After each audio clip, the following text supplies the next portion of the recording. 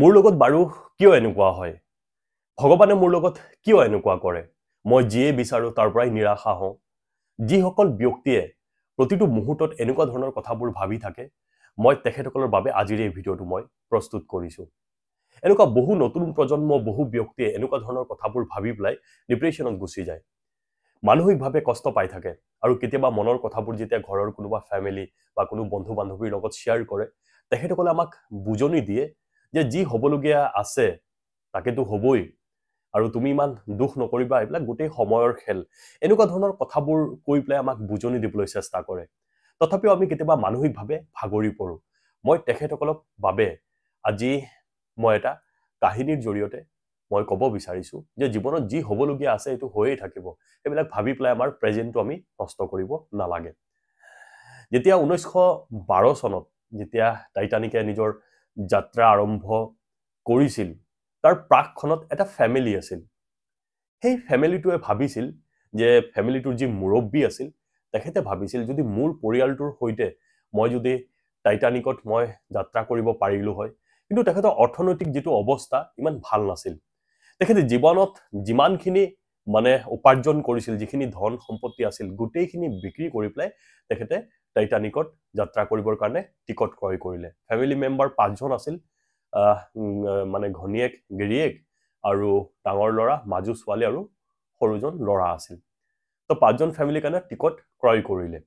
আৰু 1912 চনৰ যেতিয়া 10 এপ্ৰিল তাৰিখে টাইটানিকে নিজৰ যাত্ৰা আৰম্ভ কৰিব তাৰ দুদিনমান আগত সেই ফ্যামিলিত মানে থকা কুকুৰটোৱে সৰু লৰাজনক কামুৰি দিলে আৰু তেতিয়া ঘৰৰ যি গাৰ্জিয়ান আছিল যি মুৰব্বীজন আছিল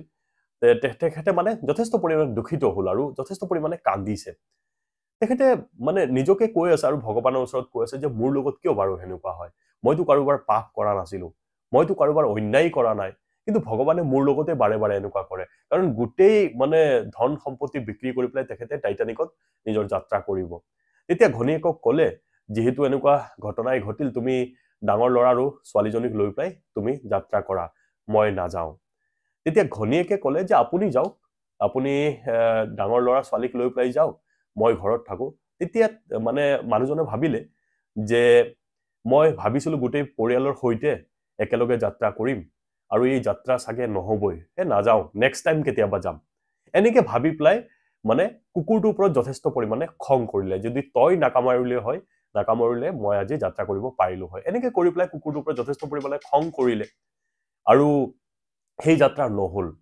যেতিয়া 10 এপ্ৰিল 1912 চনত টাইটানিকে যাত্ৰা আৰম্ভ কৰিলে আটলান্টিক মহাসাগৰত 4 দিন পিছত 14 এপ্ৰিলত খবৰ আহিল যে টাইটানিক মানে সাগৰত ডুব গল আৰু সেই বাৰ্তাটোৱে সেই মানুহজনক মানে লগে লগে সেই কুকুৰটোক ইমান মৰম কৰিলে ইমান মানে তেখেতে সেই কুকুৰক ধন্যবাদ দিছে যে তুমি যদি নাকামুৰিলা হয় আজি মোৰ যাত্ৰা আমিও মৰি থাকিলো হয় সেইকাৰণে গোটেই সময়ৰ খেল সময়ে কেনেকুৱা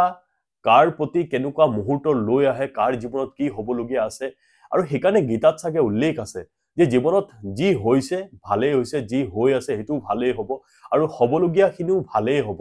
এইকাৰণে বাস্তৱটোক মানি ল'ব লাগে তুমি তোমাৰ জীৱনৰ যি ৰেখাডাল তুমি মুছি পেলাব নোৱাৰা যি কপালত লিখা আছে এটো হ'ব এইবিলাক সময়ৰ খেল সেইকাৰণে ভগৱানৰ ওপৰত ভৰসা ৰাখিব লাগে যেনেকুৱা আমি চলিব পাৰিছো বেছি আমি আশাও কৰিব নালাগে নিজৰ কৰ্ম জীৱনত নিজৰ ব্যস্ত থাকিব লাগে মই ভাবো বিশেষকৈ আজিৰ প্ৰজন্ম যি নতুন প্ৰজন্ম মই তেখেতসকলক ক'ব বিচাৰিছো মানে বেছি মানসিকভাৱে কষ্ট নোপোৱা মানে পাই থকাতকৈ নিজৰ কৰ্ম জীৱনত আমি আগবাঢ়িব লাগে আৰু কপালত যি থাকিবলগীয়া আছে ইখিনি এতিয়া গীতাৰ প্ৰতিটো বাক্যই আমি মানি ল'ব লাগিব আমি বিশ্বাস কৰিব লাগিব কাৰণ হেবিলাক আমাৰ ভগৱানৰ বাণী সেইকাৰণে বন্ধুসকল আমি এইবিলাক ইমান কি হৈ আছে কি হল মোৰ লগত হয়তো আপুনি কৰবাত গৈ আছে সৰু এটা এক্সিডেন্ট হল আপুনি ভাবি আছে যে মোৰ লগত কিয় হেনেকুৱা হয় হয়তো ডাঙৰ হ'বলগীয়া আছিল কিবা কাৰণে সৰু হৈ পেলাই আপুনি বাচি থাকিলে